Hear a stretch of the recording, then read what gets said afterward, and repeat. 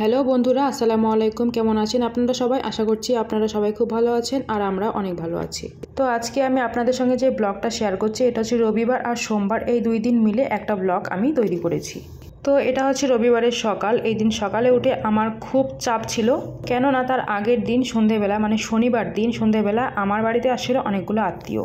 ওরা কেউই ভাত খায়নি, তবে নাস্তা করে সবাই চলে গিয়েছিল।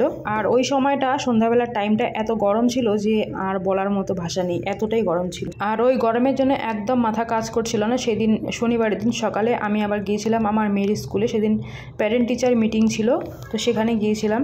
ওখান থেকে বাড়ি আসতে আসতে বেজে গিয়েছিল 11:30 12টা। তো বাড়ি আসার পরে আমি সকালবেলা রান্না করে যাইনি, তো বাড়ি আসার পরে রান্না করেছিলাম। ঘরের কাজ বাস যা ছিল সব কাজ করতে করতে বিকেল হয়ে গেছিলো 4টা। তো তারপরে সন্ধ্যাবেলা সবাই এসেছিলো। আর সন্ধ্যাবেলা এত গরমের জন্য আমার এত বেশি মাথা ব্যথা শুরু হয়েছিল, মাথাটা তুলতেই পারছিলাম না। তো তারপরে কোনো রকম রাতে রান্নাবান্না করে খাওয়া দাওয়া করে তো আমি শুয়ে পড়েছিলাম, আর কিচ্ছু করিনি, রান্নাঘর পরিষ্কারও করিনি। তো তাই জন্য রোববার দিন সকাল উঠে এই কাজগুলো করতে করতে অনেকটা বেলা হয়ে গেল। তো আমাদের মেয়েদের তো সকালবেলা ঘুম থেকে উঠে আগে রান্নাঘরটাতেই যেতে হয়, তো সেই জন্য সকালে ঘুম থেকে উঠেই আগে রান্নাঘরটাকে পরিষ্কার করে নিলাম। যা যা বাসনপত্র ছিল সব মেজে নিলাম। আর যেহেতু অনেকটা রোদ পড়েছে সেই জন্য মানি প্ল্যান্টটাকেও একটু স্নান করিয়ে দিলাম। পাতাগুলোতে অনেক ধুলো জমে গিয়েছিলো, সেই জন্য একটু ধুয়ে দিলাম।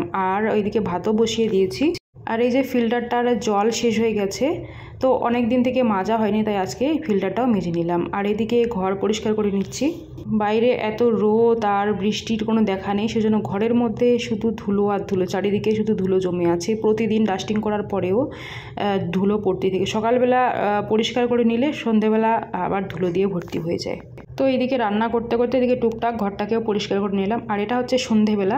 শুক্রবারের দিন কয়েকটা খরচা নিয়ে আসছিলাম, তো সেগুলো প্রায় বেশিরভাগটাই আমি কৌটোতে ভরিয়ে নিয়েছি। তো এই বিস্কিটটা আর এই এলাচগুলো এখনও ভরানো হয়নি কৌটোর মধ্যে। তো বিস্কুটটাতে পিঁপড়ে ধরে শেষ হয়ে গেছে, তো তাই জন্য কৌটোতে ভরিয়ে নিচ্ছি। আর এলাচগুলোও আমি কৌটোতে ঢেলে নিচ্ছি।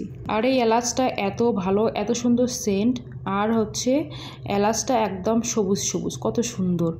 চা বানানোর সময় একটা ফেলে দিলে কিন্তু এত সুন্দর গন্ধ বেরোয়, মনে হয় যে চা খেয়ে থাকি।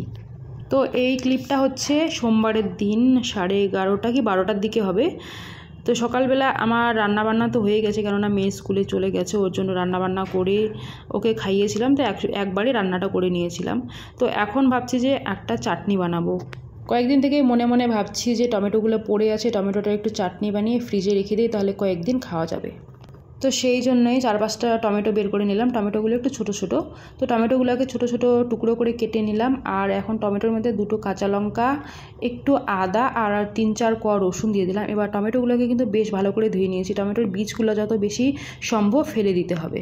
তো টমেটোটা ভালো করে পরিষ্কার করে ধুয়ে নিয়ে আর বীজগুলো আমি যতটা পেরেছি ফেলে দেওয়ার চেষ্টা করেছি। তো ওইগুলো সব আমি একটা মিক্সি জারে দিয়ে বেটে নিচ্ছি ভালো করে। আর এইদিকে আমসত্ত্ব কেটে নিচ্ছি।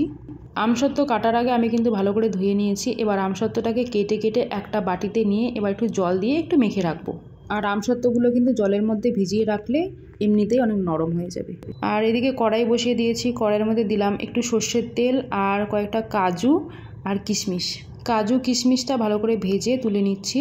এবার ওই তেলের মধ্যে একটা তেজপাতা আর হচ্ছে 5 ফোড়ন দিয়ে একটু নেড়ে চেড়ে নিয়ে টমেটো বাটাটা দিয়ে দিচ্ছি। দুপুরবেলা ভাত খাওয়ার পরে এই চাটনিটা একটুখানি খেলে কিন্তু খুব ভালো লাগে, আর এমনিতেও রুটির সঙ্গে খেতেও কিন্তু বেশ ভালো লাগে। টমেটোগুলোকে দেওয়ার পরে আমি ওই মিক্সি জারটা ধুয়ে একটুখানি জল দিয়ে দিলাম। এবার টমেটোর মধ্যে দিয়ে দিচ্ছি লবণ, হলুদ, লঙ্কা গুঁড়ো আর জিরে গুঁড়ো। এবার টমেটোটাকে একটু রান্না করে নেব, যাতে করে টমেটোর যে কাঁচা গন্ধটা আছে সেটা যেন চলে যায়। তো টমেটোটা যখন একটু শুকনো শুকনো হয়ে আসবে তখন আগে থেকে কেটে রাখা আমসত্ত্বটাকে কড়াইতে ঢেলে দেবো। এবার অনবরত নাড়তে হবে, হালকা আছে কিন্তু নাড়তে হবে। আর আগে থেকে ভেজে রাখা কাজু আর কিশমিশটাকেও দিয়ে দেবো।